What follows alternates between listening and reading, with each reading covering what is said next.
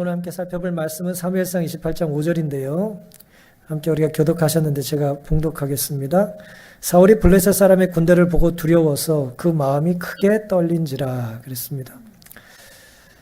본문은 사울이 죽기 하루 전에 있었던 일입니다.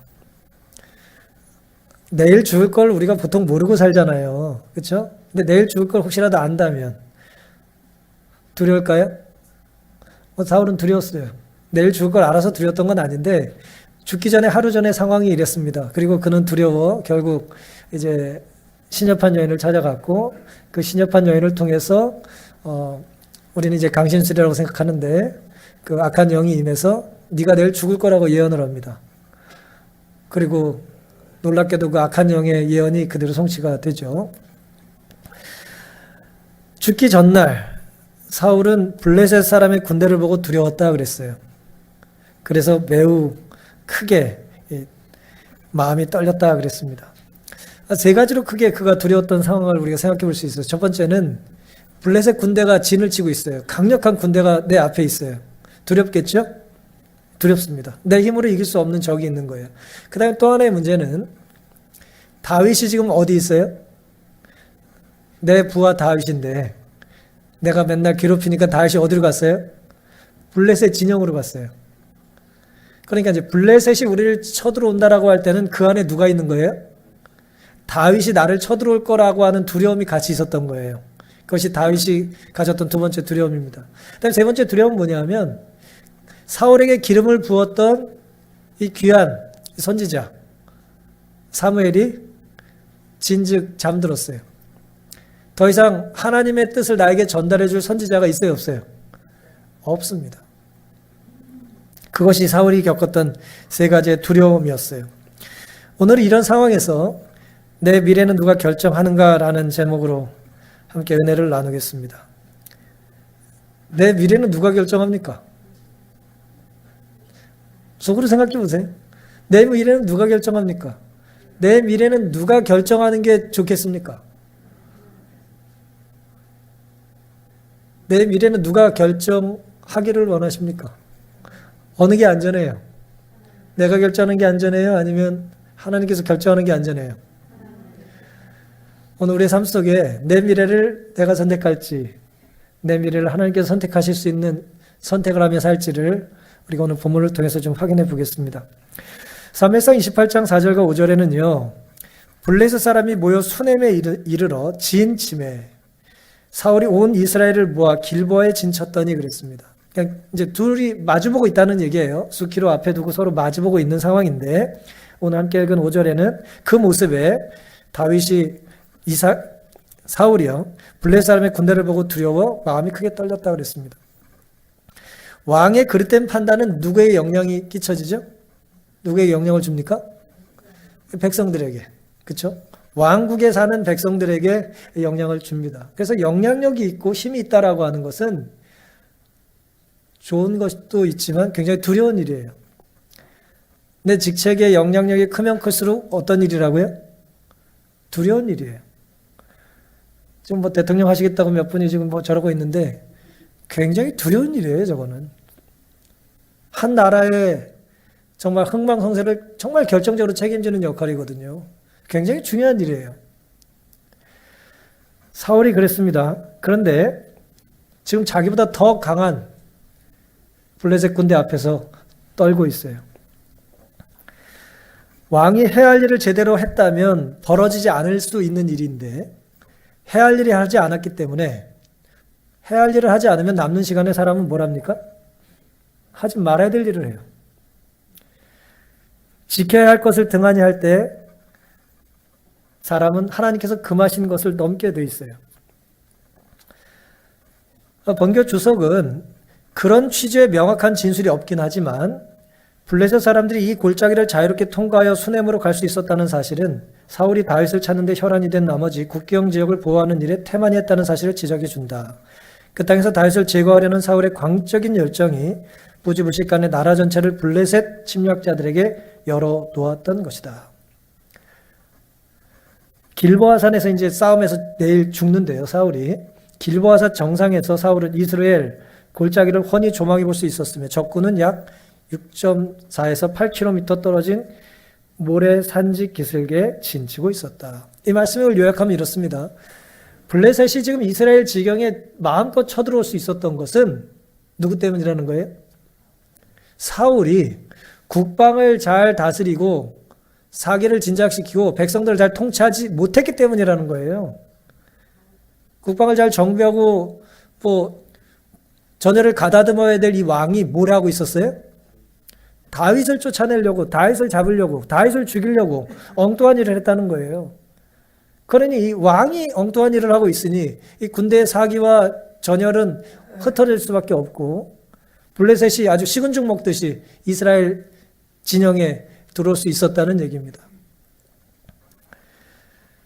사울은 다윗과 그의 군대가 블레셋 사람과 함께 있음을 알고 이새의 아들의 이 기회를 이용하여 자기가 당한 학대에 대해 보복할 것이라고 생각했다고 그랬어요. 지금 다윗이 어디 있다고요? 블레셋 쪽에 있으니까 이 기회에 자기를 치러 다윗이 올 거라고 생각했어요. 이 생각은 맞는 생각이에요? 틀린 생각이에요? 이건 합리적인 생각이에요? 아니면은 이상적인 생각이에요? 합리적이고 이상적일 수 있어요. 정치인은 이렇게 판단할 수 있습니다. 근데 여기서 우리 조심해야 될 게 있어요. 사람의 생각은, 사울 같은 사람의 생각은 우리도 비슷합니다만은 우리의 생각이라는 것은요, 우리의 영적인 수준을 벗어나지 못해요. 무슨 말씀이냐면 사울이 생각하는 다윗은 사울의 수준으로 다윗을 보는 거예요. 근데 다윗은 결코 블레셋 편에서 사울을 공격할까요, 안 할까요? 절대 그럴 사람이 아닌 거예요. 그러니까 오늘 우리의 생각들 있잖아요. 이 몽상 같은 것들은 하나님의 뜻대로 사는 사람들의 생각을 우리가 하는 것이 아니라 하나님을 떠난 사람들에게 있어서는 하나님이 없는 사람들의 생각을 하는 거예요. 좋은 결과가 있을 수가 없는 것이죠. 우리의 생각이 내 수준을 벗어나 하나님의 뜻을 이제 따를 수 있을 만큼 우리의 생각이 성숙하기 위해서는 오늘 우리의 삶 속에 마치 우리가 부른 찬미처럼 주님이 우리의 삶의 주인이 되셔야 하는 것입니다. 그렇지 않으면 우리는 엉뚱한 생각을 하고 엉뚱한 고민을 하고 이 어려운 상황 속에서 견딜 수가 없게 되는 것이죠. 문제만 보이니까요. 왕은 몹시 괴로워하고 있었다. 자신의 충동적 감정이 그로 하여금 하나님의 택하신 자를 멸하도록 박차를 가하여 온 나라를 매우 큰 위험에 휩쓸리게 했다. 다윗을 추격하는 기에 열중한 나머지 사울이 나라의 방비를 소홀히 했다. 우리가 어떤 것에 열중하면 우리는 에너지가 많지 않기 때문에 당연히 다른 것에 뭐 할 수밖에 없어요? 소홀히 할 수밖에 없어요. 그래서 우리는 시간과 재정과 우리의 에너지를 잘 활용해야 합니다. 중요한 걸 먼저 떼놓지 않으면 우리는 급한 걸 하다가 중요한 걸 결코 할 수 없게 돼요. 지난주에도 어떤 분 무슨 글을 읽던 중에 아버지 돌아가시기 전에 사랑한다는 말을 못했다는 거예요. 너무 후회된다는 거예요. 사랑한다는 말을 한마디 했었으면 좋았을 텐데 그런 후회하는 얘기를 제가 접하게 됐습니다. 물론 저도 그런 거 듣고 읽으면 감동받아가지고 전화기 들고 갑자기 부모님께 전화하고 싶은 충동은 있는데 생전 전화해가지고 아버지 사랑해요, 어머니 사랑해요 그런 얘기는 또 안 해요. 예? 사람 마음이 급한 걸 자꾸 하다 보면 중요한 것을 뒤로 미루게 됩니다. 그럼 결국 지나고 나서 뭘 후회해요? 중요한 것을 안 한 것을 후회하지 급한 거 처리 안 한 걸 후회하는 사람 아무도 없습니다. 사울이 그랬다는 거예요. 블레셋 사람들은 이 무방비 상태를 이용해 이스라엘 나라의 중심부까지 침투해 들어왔다. 화시지 보좌 선지에 그대로 기록하셨습니다. 사랑하는 성도 여러분, 사울이 안고 있는 이 어려운 상황 누가 초래한 거죠? 누가 초래했어요? 이 어려움을? 사울 스스로 초래한 거예요. 국방력이 약화되고 전선이 무너지고 백성들의 사이가 떨어진 것은 왕인 자신의 그릇된 판단이고 욕심이고 이기심이었기 때문입니다. 다윗을 죽이려는 사울의 질투심은, 왕의 질투심은 온 나라를 멸망의 위기로 몰아넣어요. 왕의 질투심은 굉장히 큰 문제를 야기합니다. 이 가장이 질투라면 그 가정이 불안해져요. 주부가 질투심에 빠지면 음식 맛이 없어집니다. 지휘자가 질투에 빠지면 멋진 음악이 나올 수가 없겠죠?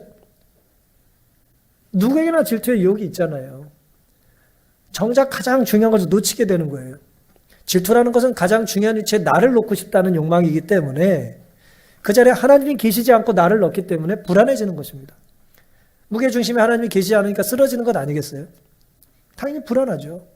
불안할 때 하는 말, 불안할 때 휘두르는 칼, 얼마나 위험하겠습니까? 자기도 중심을 잡지 못하면서 계속 그냥 난사를 하는 거죠. 맞추려고 표적을 겨눠도 맞출까 말까 하는데 막 움직이고 균형 잃고 떨어지고 뭐 미끄러지면서 뭐 난사하면 어떻게 되겠어요? 절대 자기가 책임질 수 없는 상황들이 벌어지게 되는 것입니다. 하지 말아야 될 일을 한다면 당연히 해야 할 일을 할 수가 없게 되는 것이죠. 사람은 결코 혼자 살 수 없기 때문에 오늘 나의 그릇된 판단은 당연히 나와 연관이 있는 사람들에게 영향을 끼칠까요? 당연히 영향을 줍니다. 태아에게만 엄마가 영향을 주는 게 아니에요. 내가 먹은 음식이 아이의 뼈와 피를 만들기 때문에 엄마들은 조심하잖아요. 태교 특별히 그렇죠? 아무데나 앉지 않고 좋은 생각하고 좋은 거 읽고 기를 쓰잖아요. 평소에 막 즐기던 음식도 잘 모두 뒤로 하고 10달 동안은 참아야 돼 그러면서 우리 그렇게 살지 않습니까? 그럼 애가 태어나고 나면 안 참아도 되나요? 애가 잘 자라요? 똑같이 보는 것입니다. 그렇죠? 두려운 거예요, 그게. 나와 연관된 사람들에게 나의 선택은 반드시 영향을 주게 돼 있어요. 더더욱 지도자의 선택은 또 지도자의 삶이 하나님과 멀어진다면 그 백성들은 얼마나 끔찍한 시련을 겪어야 하겠습니까? 사울의 오늘이 그가 살았던 어제의 연장선이죠. 그렇죠? 사울만 그럴까요? 오늘 우리도 그렇습니다. 오늘 우리의 모습은 어제 살았던 삶이 나에게 체득화된 태도예요. 대부분 상황은 그렇습니다. 시간 속의 선택이라고 하는 변수는 크든 작든 내 주변 사람들에게 파장을 미칩니다. 더더욱 내가 가장 사랑하는 사람에게 내가 선택한 것이 파장을 준다면 우리가 어떤 선택을 해야 될까요? 올바른 선택을 해야겠죠? 후회 없는 선택을 해야겠죠? 시간을 화단에 비유한다는 말이에요. 시간이 화단이라면 선택이 씨 같은 것입니다. 시간이라는 화단에 우리는 선택이라는 씨를 심는 거예요. 매번. 그 씨가 발아할까요? 당연히 시간의 화단이니까 시간이 지나면 성장하게 돼 있어요. 100%는 아닐지 모르겠지만 거의 대부분 오늘이라고 하는 내 삶의 상황은 나의 어제 선택의 열매라는 걸 우린 기억할 필요가 있습니다. 따라서 오늘 우리의 삶 속에 지난 건 어쩔 수 없고요. 앞으로 살아갈 날 속에 우리의 삶이 어떻게 될지를 하나님 뜻 안에서 바르게 선택하고 바르게 판단할 수 있는 믿음과 성령의 지혜를 간구하며 사는 우리가 되기를 간절히 바랍니다. 안타깝게도 사울은요, 6절과 7절에 보시면 이 상황 속에, 그 힘든 상황 속에, 그 난국에 하나님께 기도를 드렸어요. 6절에. 그런데 사울이 여호와께 묻자오되 여호와께서 꿈으로도 우림으로도 선지자로도 그에게 대답지 아니하시므로. 선지자는 이제 죽었죠. 또 다른 선지자가 물론 있습니다만은 대답하지 않으세요. 꿈에 나타나지 않으세요. 그다음에 제사장 대제사장 있는 우림 둠림에도 하나님의 인재 응답을 주시지 않는 거예요. 그래서 사울이 신하들에게 이르되 나를 위하여 신접한 여인을 찾으라. 내가 그리로 가서 그에게 물으리라. 그 신하들이 그에게 이르되 보소서 엔돌에 신접한 여인이 있나이다. 그렇게 대답을 합니다. 여러분 지금 사울이 이전에 그랬던 선택을 했기 때문에 지금 어려움을 당하고 있잖아요. 근데 지금 하나님께 기도를 드렸는데 응답이 없어요. 그럼 응답하지 않는 하나님에 대하여 이삭이 자꾸 발음이 잘못 나오네. 사울이 보인 반응이 뭡니까? 기도했는데 꿈으로도 나타나시지 않고 우림으로도 나타나지 않고 선지자로도 응답하지 않으시는데 사울이 어떻게 반응했어요? 무당을 찾아가는 거예요. 무당을 찾아가는 거예요. 우리가 성경을 읽어보면 율법서에 하나님께서 신접한 자를 어떻게 하라 그랬어요? 용납하지 말라 그랬어요. 다 쫓아내라 그랬거든요. 흥미롭게도 사무엘상 28장 3절에는 사울이 사무엘이 죽었으므로 온 이스라엘이 그를 애곡하여 그의 본성 라마에 장사하였고 사울은 신접한 자와 박수를 그 땅에서 뭐 했어요? 쫓아내었었다는 기록이 있어요. 그러니까 사울이 이전에 바르게 살았어요? 잘 살았어요? 바르게 살았어요. 잘못 살지 않고 바르게 살았어요. 이 사울의 생애 속에 나쁜 것만 있었던 게 아니에요. 바르게 살고 바르게 판단했던 바람직한 모습이 있었어요. 자기 땅에서 신접한 여인을 하나님이 쫓아내라고 했으니 이스라엘 땅에서 그들을 쫓아냈거든요. 근데 자기가 쫓아낸 사람은 지금 뭐하고 있어요? 다시 찾고 싶은 거예요. 하나님께서 그건 버려라. 그건 네가 가까이 할 게 아니다. 그건 오물이고 쓰레기다. 네가 같이 있으면 안 된다라고 하나님께서 이렇게 버리라고 하는 걸 알려주셨는데 통에 넣어서 이제 버렸어요. 쓰레기처럼.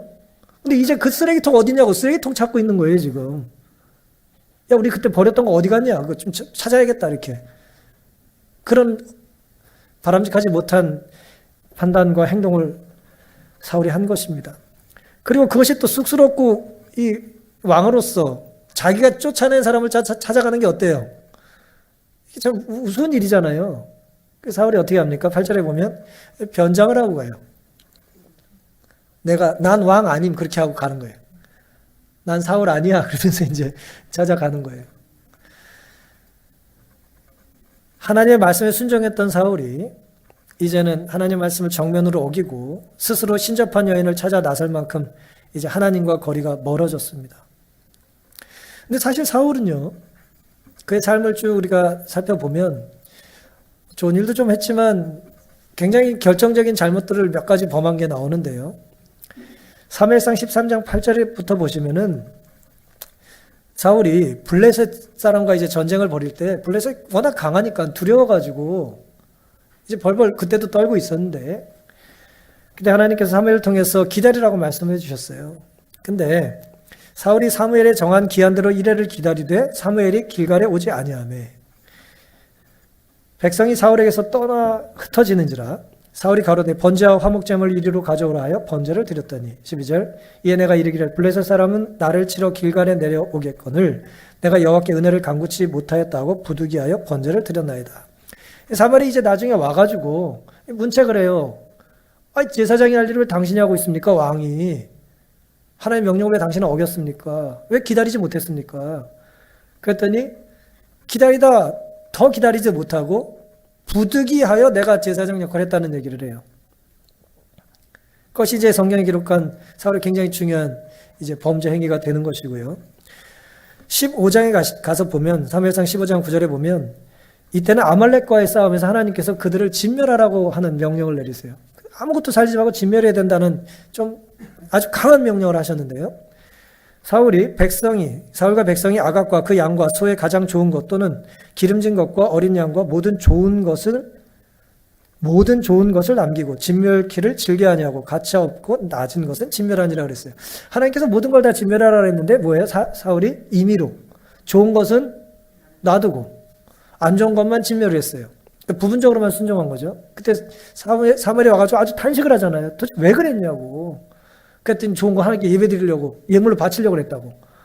그렇게 변명을 할 때 사울이 했던 유명한 말이 뭡니까? 뭐가 뭐보다 낫다? 순종이 제사보다 낫다는 얘기를 한 것이 이 사건이에요. 세 번째 결정적인 잘못은 사무엘상 22장 18절에 왕이 도에게 이르되 너는 돌이켜 제사장들을 죽이라 하며 에돔 사람 도에게 돌이켜 제사장들을 쳐서 그날에 세마포 에봇 입은 자 85인을 죽였다고 그랬어요.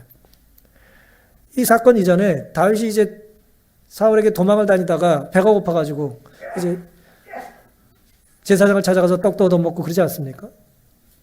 그것이 이제 사울의 귀에 들어가요. 그래서 사울이 종교인들을 다 불러놓고 다 뭐예요? 내 원수를 도와줬다고 그를 죽였어요. 근데 죽이라고 하니까 자기 부하들이 말을 들어요, 안 들어요? 사울의 부하들도 이스라엘 사람이니까 두려워서 말을 안 들었어요. 우리가 어떻게 제사장을 죽이냐고. 그때 도액이라고 하는 이방인을 통해서 죽이라고 그랬더니 다 죽였어요. 이방 사람이야 뭐 사울에게 잘 보이려고 제사장에 대한 거룩함에 대한 인식도 없으니까 죽였죠. 결국 누가 죽인 거예요? 사울이 죽인 거예요. 명령권자가 죽인 것입니다. 85인을 죽였어요. 결국 오늘 이 사울의 이 삶을 우리가 잠시 살펴봤을 때에 그는 그릇된 선택을 한 번 한 게 아니라 뭐 하고 있어요? 반복했어요. 그리고 점점 과감해졌어요. 처음엔 대면대면하고 무슨 뭐 좀 핑계도 대고 이렇게 머뭇거리다가 점점 과감해지는 것을 보게 됩니다. 그릇된 선택을 반복하면 좋은 결과가 있을 수 있을까요? 절대 좋은 결과가 있지 않아요. 설탕을 왕창 먹으면서 내가 체중이 감량되기를 원하는 건 불가능합니다. 그럼 말이 되질 않잖아요. 내 안에 잔뜩 뭘 집어넣고 어떻게 내가 날씬해지길 원하겠어요. 안 좋은 걸 집어넣고 어떻게 건강하게 살길 원하겠습니까? 안 좋은 생각을 하고 안 좋은 글을 자꾸 접하고 하나님께서 원하시지 않는 걸 내 안에 자꾸 집어넣으면서 어떻게 내가 향기로운 말과 태도와 인격을 갖기를 기대할 수 있겠냐 말이에요. 말이 되지 않는 거잖아요. 하나님께서 만드신 법칙에 맞질 않아요. 심은 대로 거두는 거예요. 들어간 게 나가는 거거든요. 근데 사울은 안 좋은 걸 집어넣고 뭘 원해요? 좋은 걸 기대했던 것입니다.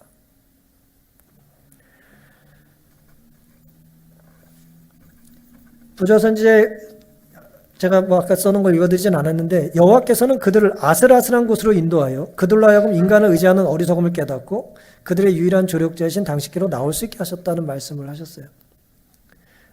참 표현이 우리를 좀 따끔하게 하지 않습니까? 하나님께서 때로 우리를 아슬아슬하는 곳으로 인도하시는데 그때 하나님께서 원하시는 게 뭐라는 거예요? 사람을 의지하지 말고 누구를? 하나님을 의지할 수 있도록 그런 시험을 우리에게 허락하신다는 거예요. 근데 때로 사울은 어떻게 대답하는 거예요? 부득이하여. 이 상황은 어쩔 수 없었습니다. 라는 이제 그릇된 반응을 보인다는 거죠. 유일한 조력자인 하나님을 찾아야 될 결정적인 순간에 우리는 그 순간조차도 우리는 하나님을 찾지 않는 것입니다. 사랑하는 성도 여러분, 최선의 결과라는 것은 언제나 사람의 방법이 아니라 하나님의 방법을 따라야 되는 것입니다. 내 생각대로 살면서 어떻게 좋은 결과를 기대할 수 있겠습니까? 하나님을 찾지 않으면서 어떻게 하나님만 주실 수 있는 것을 우리가 얻을 수 있겠습니까? 사울처럼 우리 역시 부득이 어쩔 수 없이라는 말을 할 때가 참 많죠. 하지만 내가 보기에 가장 좋은 것이 하나님 말씀보다 중요할 수는 없습니다.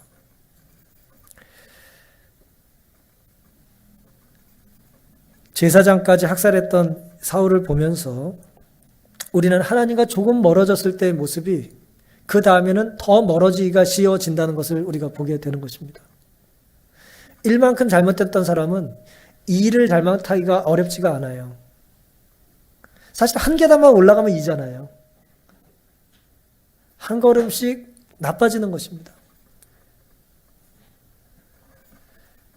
조바심과 두려움이 오늘 우리의 선택의 가장 중요한 이유라면 우리는 어쩌면 사울 같은 선택을 할 가능성이 높습니다. 우리가 신접한 여인을 찾진 않지만 우리가 하나님 대신 찾는 것들은 다 어떤 의미에 있어서 21세기의 신접한 여인일지 모르겠습니다.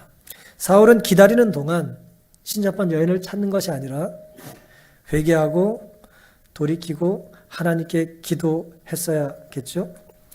언제든 우리가 해야 될 최선의 일은 하나님과 연결을 되는 것이지 당분간은 하나님과 단절된 채로 사는 것이 아니라는 것을 마음속에 늘 간직하며 타협하지 않고 살게 되시기를 바랍니다. 6절부터 보시면요.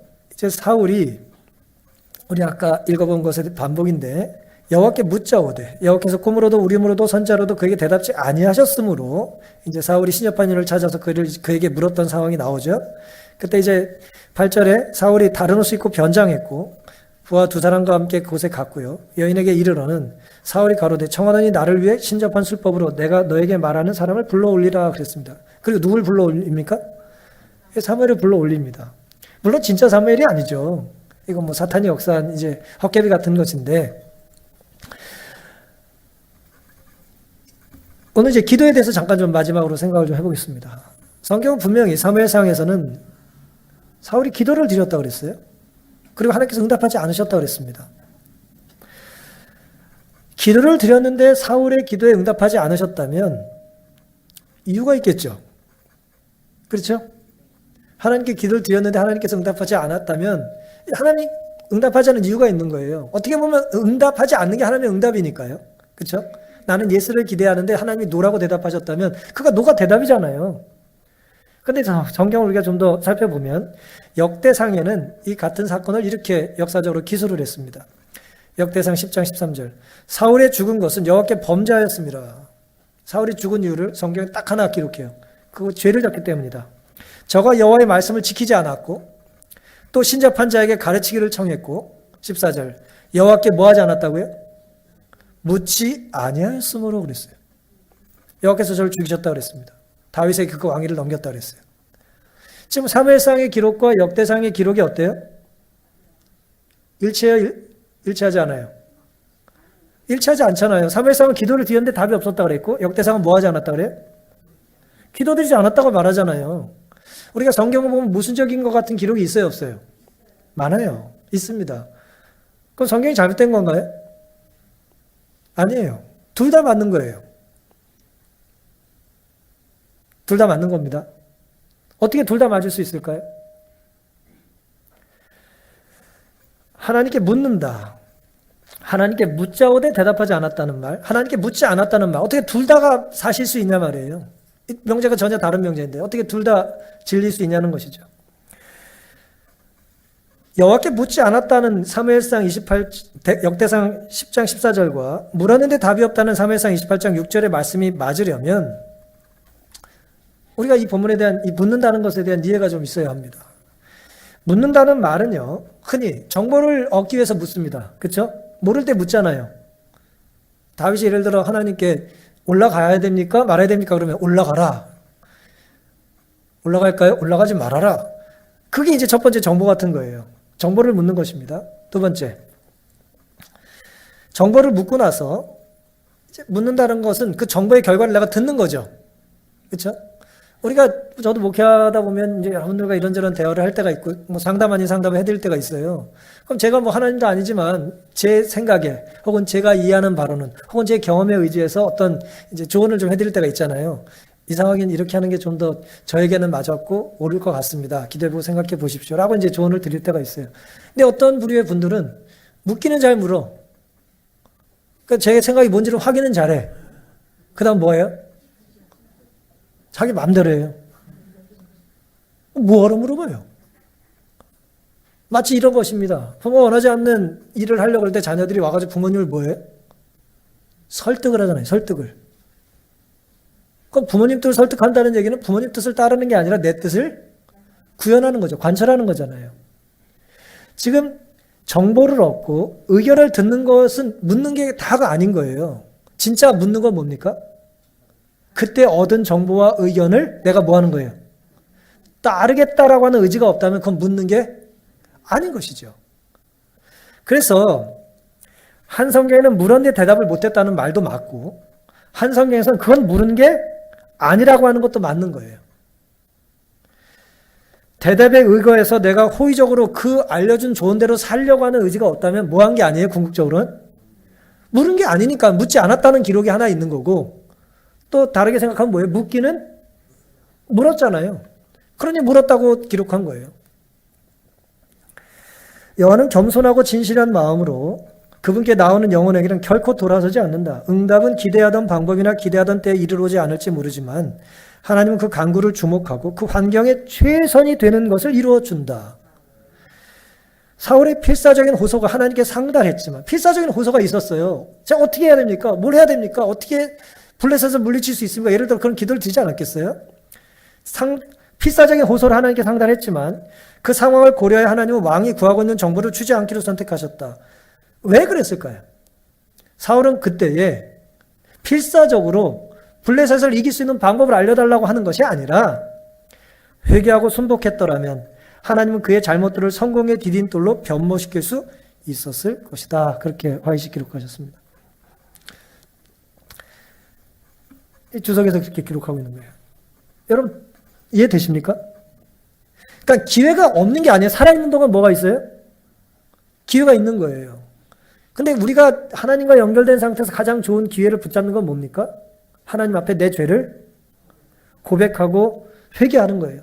내가 왕으로 하나님께서 기름 부어 주셨는데 내가 엉뚱하게 다윗을 잡으러 돌아다녔고 내가 정말 죽을 죄를 졌고 제사장 역할을 했고 하나님의 말씀에 부분적으로만 순종했고 심지어 제사장들을 학살하는 난 죽어 마땅한 죄인입니다. 하나님, 저는 죽어 마땅하지만 저로 인하여 불쌍한 우리 백성들이 진멸하지 않게 해달라는 기도를 드렸어야죠. 근데 그 순간에도 그는 그런 기도를 하지 않은 거예요. 엉뚱하게 신접한 찾아가가지고 내일 죽을 거란 얘기 듣고 그 다음에 죽었어요. 사울이 결국 자살하잖아요. 사랑하는 성도 여러분, 내가 얼마나 간절한지에 따라 기도 응답이 결정되는 게 아니에요. 기도는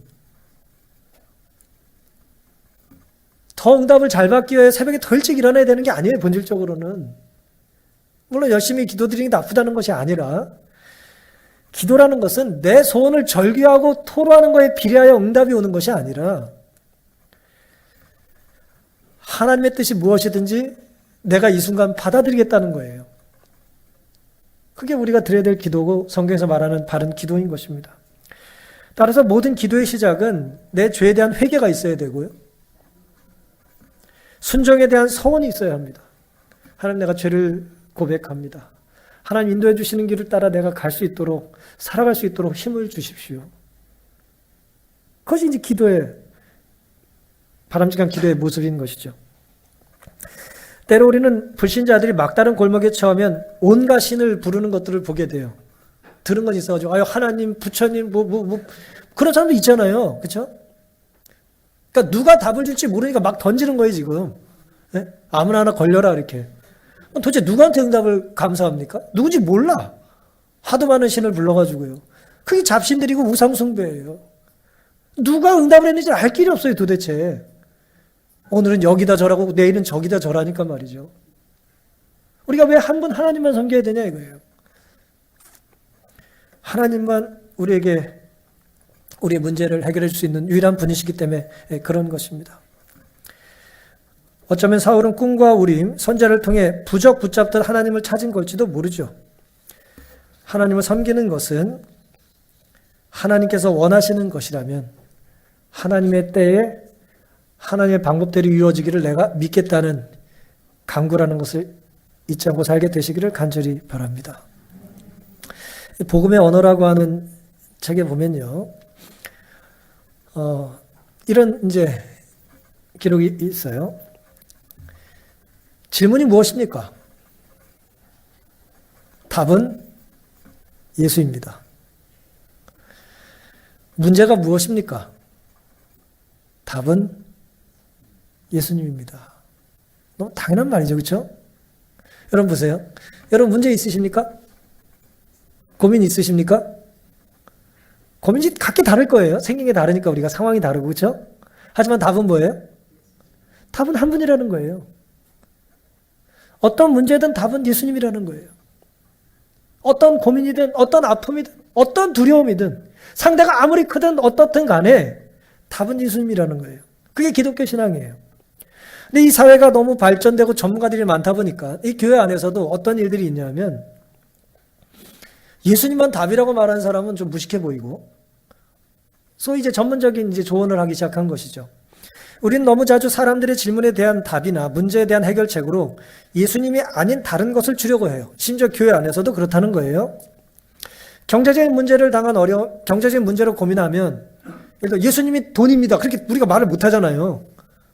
내가 어려운데, 경제적으로 어려운데 예수님이 답입니다. 그러면 이게 무슨 정신 나간 소리냐. 경제적인 문제가 있으면 우리는 뭐예요? 재정관리의 전문가를 초빙해서 이제 상담을 하는 거예요. 그게 나쁘다는 게 아니라 그런 식의 일들을 우리가 많이 하고 있다는 거예요. 또 인간관계에 문제가 있으면 예수님이 답입니다. 그러면 문제는 나와 이분이랑인데 뭐 예수님이 뭔 상관이야. 뭐 이렇게 그렇게 된다는 거예요. 그래서 인간관계 문제가 생기면 소통의 전문가를 불러다가 그 사람의 말은 그런 뜻이 아닌데 왜곡하지 말라 그러고 말하는 법을 테크닉을 알려주고 그러지 않습니까? 또 의심에 대한 문제라면 그냥 믿으라고. 믿으면 다 괜찮아질 거라는 식으로 이제 우리가 또 이야기를 한단 말이에요. 잘 될 거다. 난 널 믿는다. 뭐 그런 이제 막연한 얘기들을 할 때가 있습니다. 하지만 이런 식의 조언이 아주 나쁜 건 아닙니다만은 결국 이 조언의 끝에 결국 예수님을 소개하지 않는다면 우리는 실패한 거예요. 복음의 언어에서 이 제프 밴드 텔트라는 분은 그렇게 이제 얘기를 합니다. 그건 실패라는 거예요. 때로 우리가 사람들에게 성경 읽기와 기도를 권하기도 한다. 귀한 것들이다. 그러나 성경 읽기와 기도를 통해 예수님을 만나고 알아가는 법을 가르치지 않는다면, 기도드리고 성경 읽는 게 예수님을 만날 수 있는 도움이 되는 건 사실이지만, 기도드리고 성경 읽는다고 그것 자체가 예수님을 만나는 것 같은 건 아니잖아요. 예수님을 믿지도 않는 사람도 얼마든지 성경을 강연해요. 예수님 믿지 않으면서도 얼마든지 기도에 대해서 논문 쓸 수 있어요. 얼마든지 가능한 거예요. 그래서 결론적으로 이렇게 말했습니다. 때로는 이 유익한 것들이 예수님과 멀어지게 될 수도 있다고 그랬어요. 이것이 굉장히 중요한 부분입니다. 유익한 것을 신적인 것으로 만드는 것, 이것이 우상숭배의 핵심이다 그랬어요.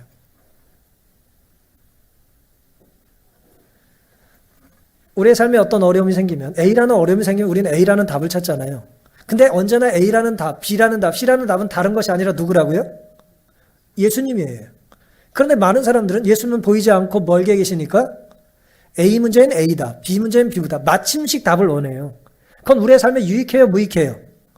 유익하죠. 유익하잖아요. 도움이 되잖아요. 문제는 내가 유익한 것을 뭘로 삼는다고요? 예수님처럼 삼는 것이 우상숭배라는 거예요. 우리는 종종 하나님께 인도하는 것들을 하나님보다 더 사랑하고 의지함으로 그분께 나아가지 못하고 실패한다 그랬어요. 유익한 것을 신적인 것처럼 생각하는 것, 신성을 부여하는 것, 그게 오늘날 우리가 직면하는 21세기의 신접한 여인 같은 것입니다.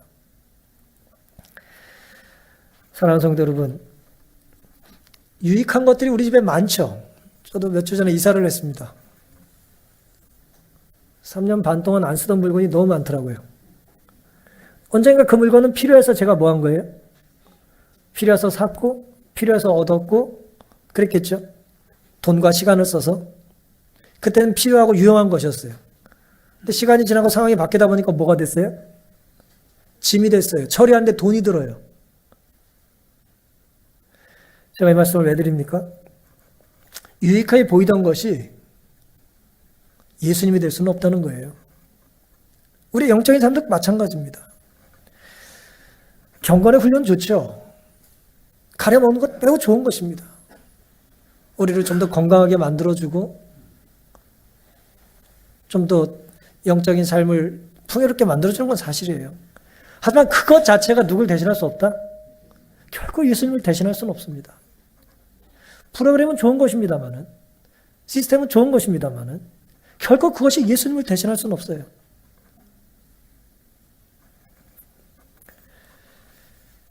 (2022년) 한 해는 겉만 꾸미는 신앙이 아니라 내 눈앞에 당장 유익한 것을 채움으로 하나님을 섬겨야 될 가장 중요한 것을 뒤로 미루는 일이 없게 되기를 간절히 바랍니다. 작년의 내 모습과 올해의 내 모습이 달라지길 우리는 원하고요. 올해의 모습과 내년이 달라지길 원합니다. 그러기 위해서는 어떤 선택을 해야 된다고요? 다른 선택을 해야 합니다. 그 다른 선택 안에 답은 언제나 누구라고요? 예수님이셔야 하는 것입니다. 사울처럼 반만 하나님께 걸친 신앙이 아니라 주님께서 이 땅에서 우리에게 보여주신 것처럼 전부를 하나님께 걸 수 있는 신앙이 우리의 것이 될 수 있기를 간절히 바랍니다. 블레셋 같은 이 대적이 올해 우리에게 여전히 있을 거예요. 여전히 있을 겁니다.